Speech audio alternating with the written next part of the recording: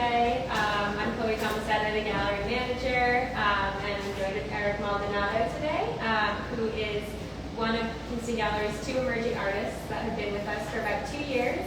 And Erick has his capstone exhibition, Delight's Momentum, on view right now in our center gallery through Sunday, June 2nd. Erick is a formerly Massachusetts-based, now Connecticut-based, Dominican-American painter, visual artist, who primarily works with acrylic, oil, mixed media, found materials, collage, and discarded materials in his work. He explores themes of family, Black gay culture, interpersonal relationships, Dominican folklore, and biodiversity. And today we're just going to talk about Erick's exhibition a little bit, his artistic process, and his time as a Kingston Gallery emerging artist. So Erick, do you want to start kind of just talking about the exhibition and yeah, sure. what led you there? Yeah, of course. I started here at Kingston Gallery in 2021. It was sort of the start of the pandemic, and I also want to thank everyone for coming out and taking the time to come out here today. But I started here in 2021, and yeah, what led to that exhibition today, I was thinking about community work and thinking about identity. Those are some of the things that you just mentioned that I was exploring, but before I started here, it took me a while to contextualize my work and figure out what I was kind of narrowing in down on. So I am from Lawrence, Massachusetts, and in Lawrence, Massachusetts, it's a large Dominican demographic, and I was part of an artist residency in Lawrence. It was kind of like a small coalition with the city and 8 organizations. And so these 8 organizations each chose artists, and I was represented through an organization called Dominican-American. And Dominican-American was basically sort of this like small cultural hub that was specifically had these small Dominican artifacts. And I was their artist in residence. And that was some of the work that I previously did, and I have some showcased here. So this one's a bodega. You might have to move a little closer to that. Yeah, sorry. So this one's up a bodega, but yeah, the bodega, and I was thinking about food. So this is Lawrence here that I photographed. I was thinking about food, culture, and the crossover between Dominican-American culture and the Dominican Republic itself. And it sort of kind of developed into this series, and it was called Collage Lawrence, which meant to sift through Lawrence. Collage means like the act of like sifting through like an espresso, kind of like, or just like mixing espresso with like water. But yeah, so that is sort of some of the work that kind of came through for me before I started Kingston. And you know, I met Randy, I met Alana, I met Jennifer, and I wanted to branch out of Lawrence and kind of create another community outside of Lawrence and sort of more branch out into Boston area. And I wanted to, you know, I think I was more so tired of like kind of being in Lawrence, and I wanted to kind of see what Boston had to offer. So I applied to this Emerging Artist Fellowship program, and I got to meet all these different artists here, and I thought that was like an amazing, I mean, so far it's just been an amazing experience being at Kingston, and seeing an artist-led gallery versus seeing like a commercial gallery and what that had to offer. But yeah, so these are some of the images. This is Ayer Clock Tower. So that's something, this is a mill building that's like sits in the center of the city in Lawrence. And I thought it was just really important to showcase that. But yeah, this is some of my previous work. And a lot of the work had to do with identity, what I was experiencing at the time. And I was very much into oil painting, and I was thinking, you know, creating this like impasto, kind of thick layers of paint over on top of one another, and then also kind of painting on top of my charcoal drawings as well. It was very experimentative and explorative, and I thought like coming here was kind of this like puzzle piece fitting into like that exploration as well. Just because I got to know different artists who are members in this gallery, and I got to know different associates, and I kind of got into different types of art, different materiality, how people connect with their work, and different materials that are used in their work, and different processes that there are in practices, which is great. Yeah, so you've been here for like 2 years. I only started at Kingston Gallery a couple months ago, so I've had the pleasure of working with Erick for a few months, which has been great and kind of the most exciting point at your time at Kingston Gallery, like the planning of your exhibition, the installation, and events going on, the opening. And I'm curious, like, because I know we were just talking about before this, how like the pandemic was kind of at the beginning of your time as being an emerging artist. When did this idea kind of come to fruition for Delight's Momentum? Yeah, so after being a year here at Kingston Gallery, during that time I applied to grad school and I got into the University of Connecticut, and I've been there for a year now. So I didn't, I go to grad school and I'm like, what am I picking? What is the work doing actually? What is it actually saying? So during that first semester last year, it kind of really made me think about contextualizing my work and contextualizing what I'm actually trying to say through my work. At first, I had all these ideas about plurality and identity and the multiple truths existing at once. Mm-hmm. So when I went to grad school, I thought, I have to showcase all identities, and I have to kind of represent what everything about one person has to say all at once through something. And I feel like it kind of backfired. Which is really hard to do. Which is really hard to do, right? Because it wasn't just about, what you wear. It was about the currency exchange, the language that you speak, the communities that you're in.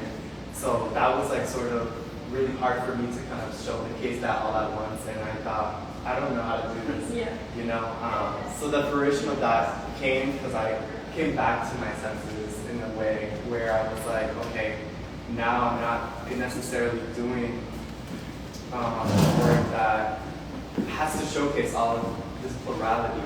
I could kind of narrow in and focus. So the fruition of this it came as an epiphany to me, when I entered a barbershop and I was listening to the music in the barbershop, kind of blaring. It was like bachata, merengue, salsa. And I was like, okay, I'm back home. I'm back where I was in Lawrence. And that familiar feeling, I kind of stuck onto it for a while. And I didn't think it was going to come into this barbershop series. Yeah. But I felt the duality of the comfort in the barbershop and the discomfort. That in between, and I felt like I have to showcase this and I have to immerse myself in this experience and kind of delve deeper into it. So that's where that Delight's Momentum came from. The title of the show came from me, again, contextualizing my process. I had an instructor who kind of came into my studio and was like, your practice, it has to do a lot with what excites you and what brings joy into your life. So Delight's Momentum kind of came from what that instructor said to me. It was like, I am delighted by everything that I see. I'm delighted by all the experiences that I want to see, and so much so that I want to reflect them into the experiences that I have on campus or through different materiality. Yeah. I know you mentioned before and described your work as the barbershop being a third space for you. And I guess one thing I'm curious about is the scale of these works, and also relating to how the barbershop gives a sense of community to you. Because when I'm gallery sitting and I come to your work, especially these two here, where they're pretty large scale, and the closer you get, the more you feel like you're in this scene. Has your work always been more large scale, or was that kind of specific to this project of thinking about barbershops and a sense of community and creating space? Yeah, so the scale of the work, I felt like just because the experience of going and sitting in a chair is such an immersive experience, I felt like I had to make things larger than life. Yeah. I feel like I don't know if it was specific to this body of work, but I felt like everybody knew what a barbershop chair looked like, or everybody knew what the inside of a salon looked like. So I was like, I wanted to feel like I'm in there. Yeah. I okay, I'm about to sit in that chair, or I'm experiencing the movement that's happening around in that space. So I didn't feel like I didn't want it to be small and miniature. It felt like such an object. I wanted it to be kind of, I'm here and I'm here to experience this. Yeah, it is very immersive. Like before you put your exhibition up, when I was just seeing pictures of these like on my iPhone or on my small computer screen, it was so different than like versus seeing them on the wall and getting to experience them and seeing them in conversation with each other as well. And what else? Yeah, I guess one thing that I want to hear more about is like your process for creating these, because I know you were also like had a lot going on in grad school and were balancing a lot of things. So yeah, like what was your kind of process behind creating this series? Yeah, so the process behind the series, I entered the barbershop and I had this like very kind of like familiar feeling of being back home, being in Lawrence and growing up where I'm from. And Lawrence isn't too far from here, it's like 30 minutes out. It's in the Merrimack Valley area.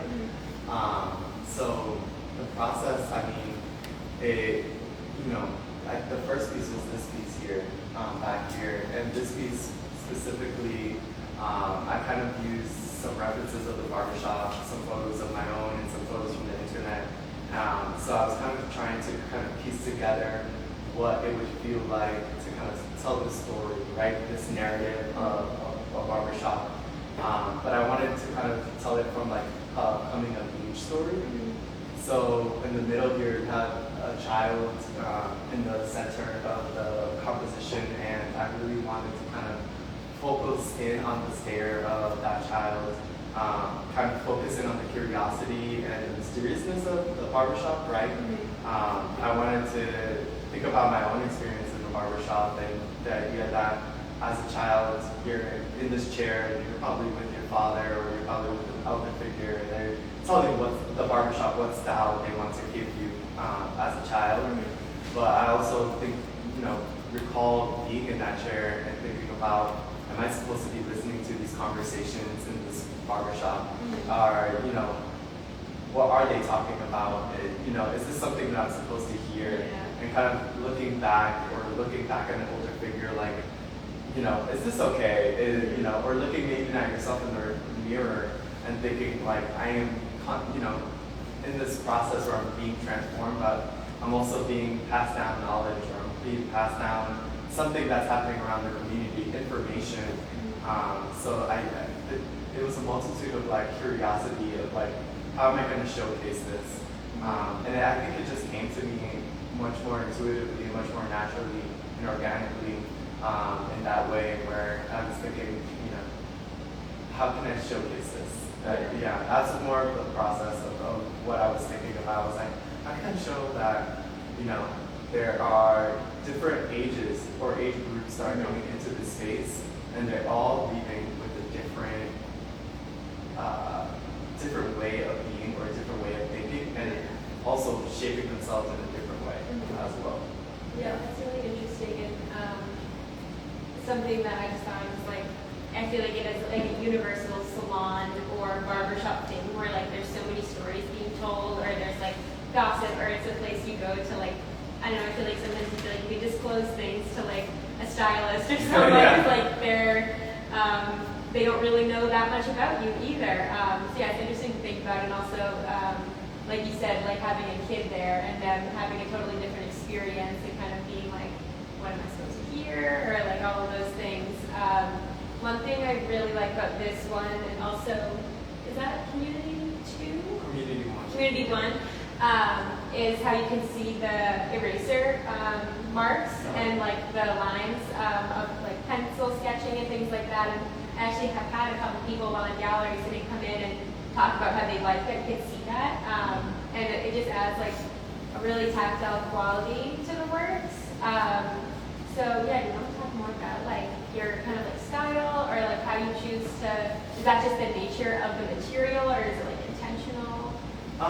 It's not so more intentional. I think it was something that I just left as an afterthought. I thought I had to kind of come back in there, take all the eraser marks out of the drawing. But drawing was sort of always been a foundation for me. I went, got my BFA, I did master art, and drawing has always been sort of like this conceptual foundation to kind of build off of. They would say, if you can't draw, you can't sculpt. If you can't draw, you can't paint. But I felt like I had to kind of go back to the basic foundation and start like from there versus me starting from painting it. Because I could have easily just painted this or sculpted into this. But instead I wanted to kind of go into this rawness of I'm going to develop this space just out of charcoal and canvas. I don't know, something about that felt right too. Yeah, I feel like it gives it more like a human quality to like seeing the work making and the remnants of the eraser.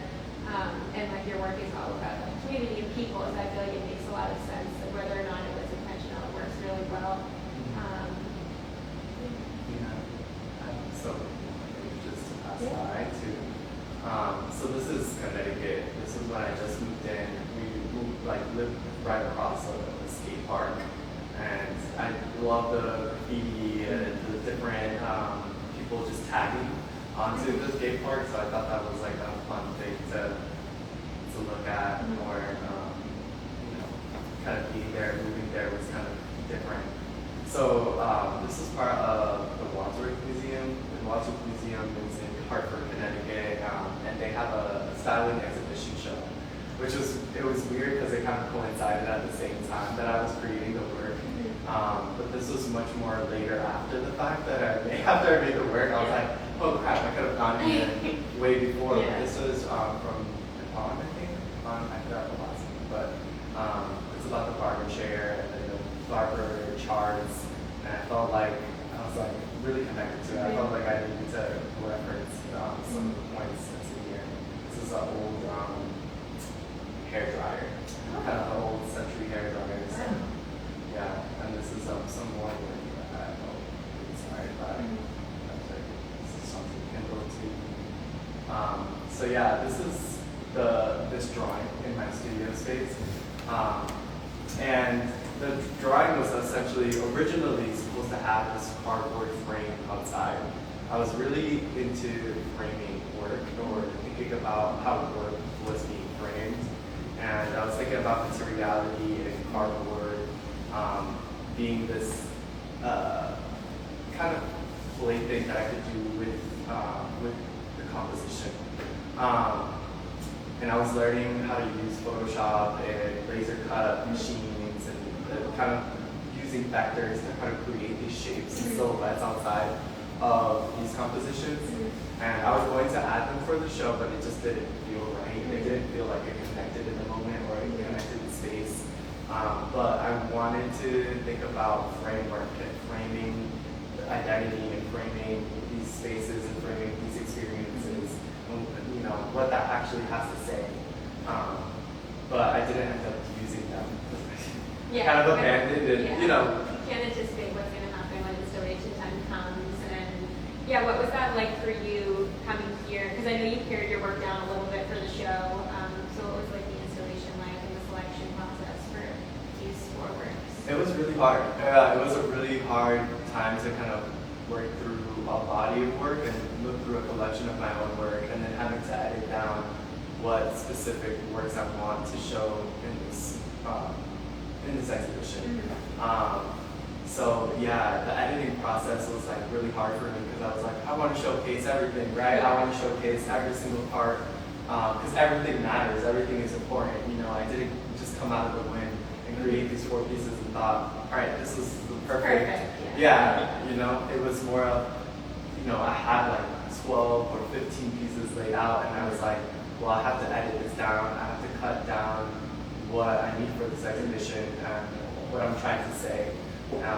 So the editing process was definitely hard, but I guess like I felt much more comfortable showcasing these large works and pushing that through. I feel like it always comes down to like the installation, and you end up, like you said, not using things you thought you were going to use, or just changing things depending on how the room looks. Like the pieces can look so different depending on if they're in your studio or if they're in this space in conversation with the other artists on either side of the wall, or just like across from each other and things like that. But I really like how you decided to hang them, and I kind of like the way I've been thinking about or interpreting it is like these two kind of like are like a zoomed in version of like these a little bit, kind of like what's on the wall, then you kind of bring it out. Yeah.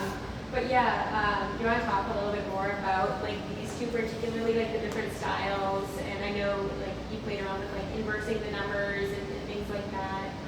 Yeah, these two came after these two drawings. I wanted to kind of go back into painting again, and I felt like I needed to showcase color, right? Because there are these, barbershops and salons, there are these colorful spaces. Mm-hmm.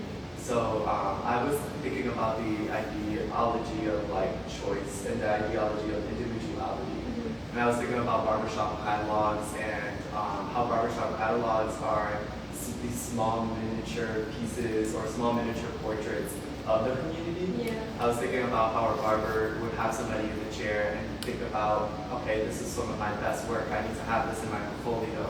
So I'm going to have this random stranger who's sitting in my chair.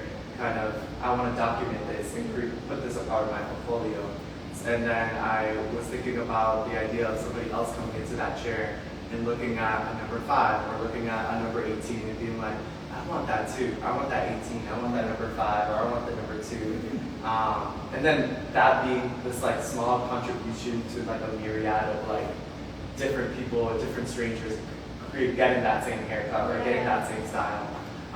So I was thinking about community in that way. I was thinking about community in terms of all these like small contributions being much more larger, than what they are. Yeah, that's interesting. I hadn't thought of it like the barber or stylist or whoever is like in their own profession, like making art or creating something with these styles and like looking to show them off or have other people get inspiration from them. So I feel like it's kind of like full circle to like related to your work and like different styles. And that's where these charts came from. And then I wanted to showcase ambiguity. I didn't want to show too much detail or have it to be too much description of who these people are. I added little things here and there, but I wanted to focus on the idea that they weren't, they didn't have eyes or they didn't have a nose, or I didn't want people to look at these and think I can relate to this person. I wanted to literally have people look at, I know this is a catalog and I'm flipping through this catalog. And then the inverted numbers coming from like the idea that, if you wanted a 22 or if you wanted an 11, like that is what you are soon to become. So the version of that, like looking at that, being a reflection of that, was something that I was like particularly interested in what the viewer was going to have at the other end of that, or the receiving end of that. Yeah, that's interesting, like a mirror, kind of like looking to your future self. Yeah, looking into your future self. Yeah, so that was where the inversion comes from. And then again, the ambiguity is something that I really wanted to focus on. Because that's what I think when I look through a catalog. I'm not really focused on who that person is or where they come from or what their background is. I'm more focused on the style of the hair and if that looks suitable to me, or if, maybe if that's not suitable, the next choice after that is there. So, yeah. Very interesting. We are about like the halfway mark. So I Okay. don't know if you want to talk more specifically about any of the works or talk about your experience as an emerging artist or up to Yeah, you. I can say my experience as an emerging artist has been great here. I think, again, artists like Gallery, I'm able to experiment more and have more exploration outside of something that's like much more commercial and like focused in on. And I think it was great to also be alongside Judy. I love her vivid brushstrokes, and I love Lou's work as well, which has like all this like mixed media and this like sculpture and printmaking all kind of stacked into one. So it was nice being here and being able to experience different artists and experience different processes and practices as well, but also see the ins and outs of the gallery and be part of like different hats, right? There was like the marketing team and like knowing what the marketing team had to do, or like knowing what exhibition, how to wrap work, how to set it up, how to kind of again compose it so that it's well presented. So Yeah, for those of you that don't know, Kingston is an artist-run cooperative gallery. So, like Eric said, everyone's on a committee, everyone kind of has a job, and we kind of run the show and like do all these different wear these different hats. So I feel like as an emerging artist, it's kind of a unique experience to like see all the going ons of a gallery. And it's a lot of work to, to do it every month. Each artist selects work, puts it on the wall, creates events, does the marketing. So yeah, we're really happy to have you here. Even though I've only been here a couple of months, I hope you feel like you got a lot out of it. And yeah, so what are you? I know you're on break a little bit now from you finished grad school or your first year of grad school. Yeah. And what have you been working on? What are you thinking about? Like, has this exhibition inspired anything, or are you like? Yeah, I think I'm still going down this like trajectory of the barbershop and third spaces and community, but I'm also thinking about other third spaces and communities that I'm probably involved in, but I'm not sure like how it's being shaped. I'm thinking of like gymnasiums and like the gym, or even like a church or a coffee shop. Those spaces, and particularly those feelings that kind of come up as I'm in those spaces. And right now, I've just been experimenting with different mediums like stop motion animation, which is something that I learned in my first year of grad school, and I'm kind of going into thinking as well. So that's like sort of what I'm leading up to. So hopefully this summer I get to kind of maybe make another stop motion animation with just erasure, and I'm hoping to kind of create work as I go along. Yeah, that's really exciting. And you have to take a little break after grad school too, and just like breathe for a little bit. Yeah. And yeah, I guess a question more generally, like not just about the Lights Momentum, but about your work. What do you hope people see or get out of your work? I know it's open for interpretation in a lot of ways, but like, do you go into it hoping like, I want to convey this, or? I don't think I go into it with like, a conviction of like, I want to convey this, or I need to have this. I think it's more of like, I need to do. This is my creative outlet. I need to create this, and I need to create it now, or nobody else has created it, or this is something I haven't done before, and I want to do it now, and I need to do this specifically. That's sort of my process in that. I hope that people like the work. You always hope that people like work or hate it, or you hope that I have a feeling. you have a feeling about it. But that's mostly what I hope for in the future. Yeah. You want to open it up for like conversation questions? Yeah, sure. Anyone have any comments, questions for Erick or his work process? Well, congratulations, Erick. Thank you. I'd like sort of a two-pronged question, I guess, about the big barbershop drawing. One, of course, is you're not in it, but who's this guy with the pencil? Oh, yeah. Because I thought, well, this is a customer waiting, and he's doing a crossword or something. And I thought, no, it looks like more of a drawing. So that confuses me. And the second thing was that, in a way, it reminds me, and I don't think it's wrong, because I think it's a good thing, that it looks like a big version of a courtroom sketch. Like it's immediate, and it's trying to show you the action and the personalities and what's the drama of that moment, and you can either make it look, the defendant look good or bad, But did you have any sense of that, or is that just an off-the-wall kind of thing? It's a little bit of both. It's a little bit off the wall, and then a little bit of being intentional with it. So the older guy I had this like narrative and story of my own experience in a barbershop when I was little. I remember when I was in a barbershop, and I was with this specific barber, and he would cut my hair. There was sort of this like humiliation kind of situation kind of going on, where he would cut half my hair and be like, hey, I'm just gonna leave you like this. But it was, I was a kid, and I felt like, oh my God, this guy's mocking me, and it's making me feel a type of way. So that older guy is like supposed to be like that father that I was kind of like looking at in a way, where I'm like kind of looking back at him like, hey, you're just gonna like let this guy do this to me. But I was also thinking about the older generation that comes into the barbershop, and sometimes they're just there to lounge. Yeah. They're not necessarily there to get their haircut. They're not necessarily there to even get service, right? They're just there to, I'm gonna hang out with the boys. I'm gonna have a beer. I'm gonna do a crossword puzzle. I'm gonna look at the newspaper, and I'm just gonna sit here and talk a little bit of shit, you know? So that's what I was thinking about. I was like, that is the barbershop. That is the salon. I need to have that in that experience, and I need to immerse that into this drawing. Yeah, I have a question. So, the barbershop as a community space, but also the barbershop as a place where we're on display. Yeah. So you mentioned the transformative aspect of the barbershop, where you're literally having your physical identity change. Mm-hmm. What about having that change while others are watching?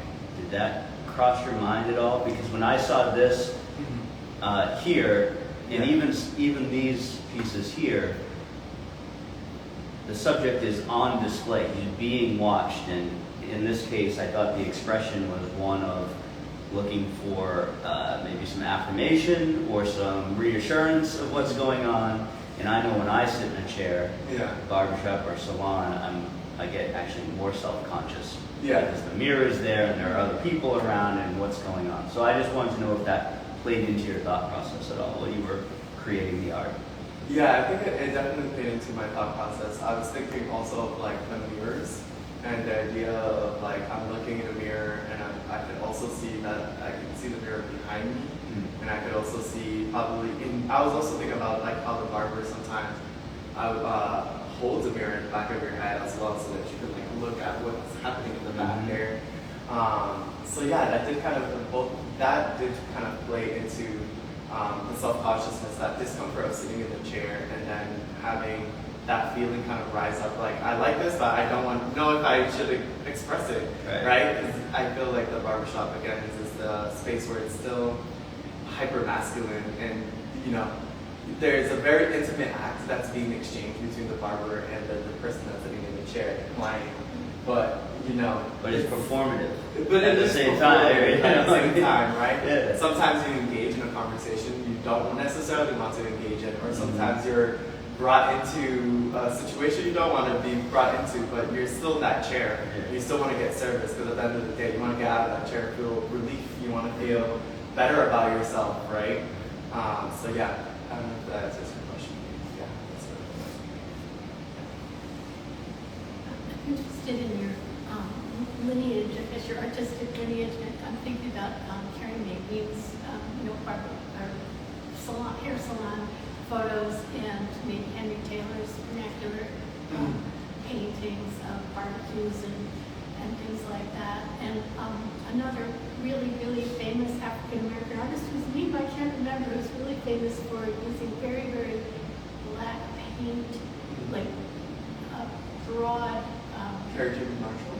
Thank you. Yeah. And I'm wondering if these folks have, sort of fed into your consciousness as you have developed as an artist. I mean, for sure, those people are like legends. Yeah. Right? But I mean, this kind of vernacular work that, where you going into places where people hang out or, socialize. Yeah, I think yes, for sure. People socialize or people hang out. I think even previously in that Bilal Wine series, the bodega is somewhere where people hang out.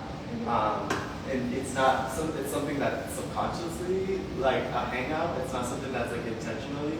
It could be just going through your day and then you happen to be at a bodega or you happen to be at a barbershop. And you're just sitting there and you're just like, I'm just chilling, I'm hearing the conversation, I'm going through the motions, there's movement that's happening, I'm listening to music, or somebody's having a conversation with me, and it's about family, it's about community, it's about just informative things that like you don't necessarily come up with in your day-to-day life, or at work or at home. It's something outside of that, so that's for sure. I don't know if that answers the question. I was just curious about, the influences, I guess is what I'm wondering. Yeah, I'm also influenced by like Jonathan Peterman, Devin B. Johnson, Mark Bradford,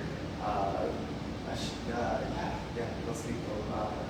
And Marlon Dumont is somebody else who also is kind of puts that stuff in my mind as well. Yeah. I chose a barbershop because I feel like that's such a distinct feeling. And like even looking at these, like that kid, like the look on his face. Like, Yeah. When I'm looking at it, like I can picture exactly, like to this day, I'm probably like looking like that. You know what I mean? Yeah. And like the barbershop is very full of life. You know what Yeah. I mean? I feel like there's always a lot going on. Like looking around, like Yeah. it was a good choice. You did a good job of like making you feel like you're in that vibe. You know what I mean?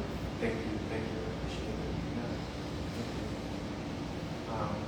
Yeah. I really, again, wanted to create these large-scale drawings, and I wanted to be immersed in it.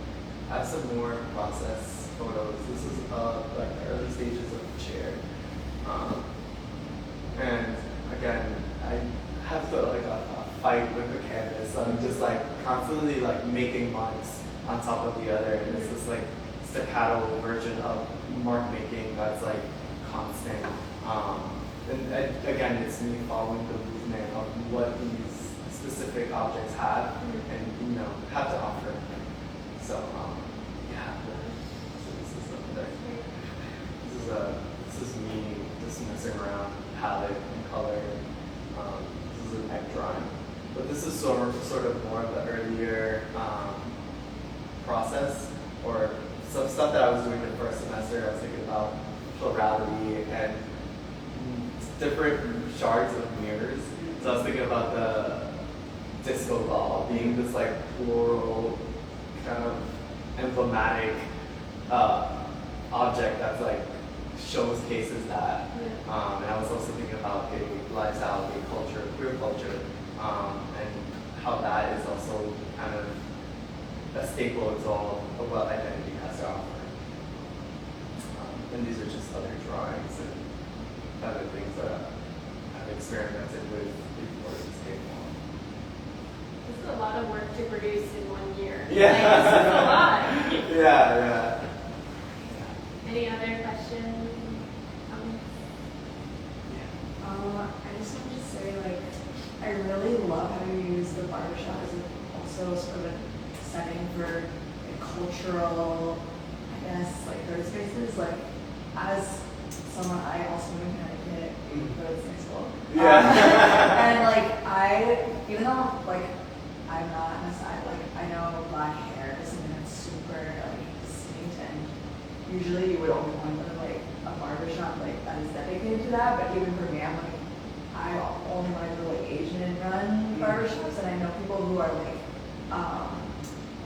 Hispanic or Latina, and they only want to go to like those barbershops. So I think like you creating this space almost that like it kind of like opens the door for someone like me who probably would never step foot into like a black barbershop, and like sort of shows how that like world is so culturally significant, even though it is kind of mundane in a way. So I don't know if that's Yeah, no, definitely. Thank you. I mean, yeah, I again was really just wanted to showcase that experience and really wanted to kind of sift through that experience. Just like kind of like a lot of lines, I wanted to kind of sift through, or wanted the viewers to kind of sift through that experience and feel what I felt in that moment. So yeah, I think culturally it's important to showcase these spaces just because it's, rare now, I guess, nowadays to have like a third space somewhere outside of home, somewhere outside of work. And I think the idea that the barbershop is just something that you go to by chance, and you probably hear something about the community that you've never heard before, or you'll probably receive information that you probably never heard before, or even pass down like different values and morals that are not necessarily something that you haven't heard before either. So. Yeah, and I feel like the barbershop or salon or wherever is also like one of the few places nowadays that you can go and talk to strangers pretty much. And like it's acceptable to just like talk about your life. And I feel like nowadays it's really hard to like, you don't just stop people on the street and say like, what are you doing this weekend or whatever. Like that's not the norm in our day and age. So it is pretty amazing to have spaces that you can still do that and it's acceptable and it's kind of the norm to just go and chit chat. Like that's really cool. Yeah. Not a pun, but it is a delight. Yeah. It is really good. Yeah. Well, people are also touching you, right? While you're talking, yeah, Yeah. touching your ears, Yeah. touching your head, yeah. Yeah, no, I love how like the barber in this is just like got his hands in the hair and it's like, you know. Yeah.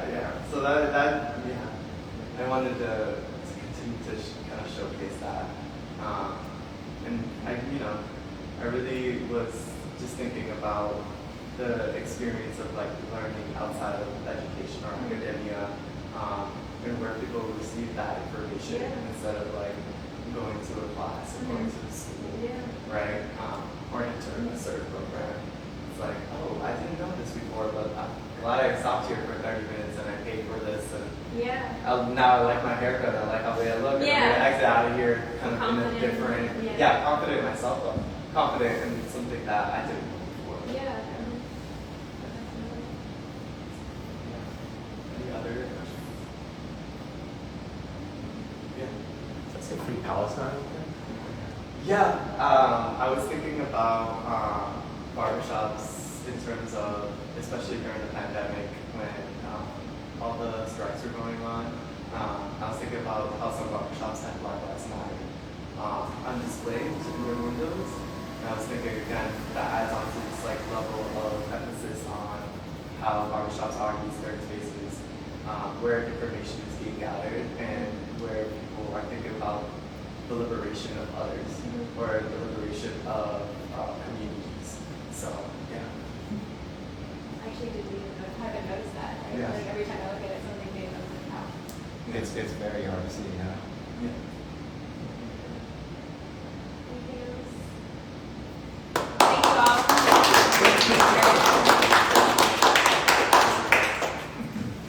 Thanks for coming out, guys.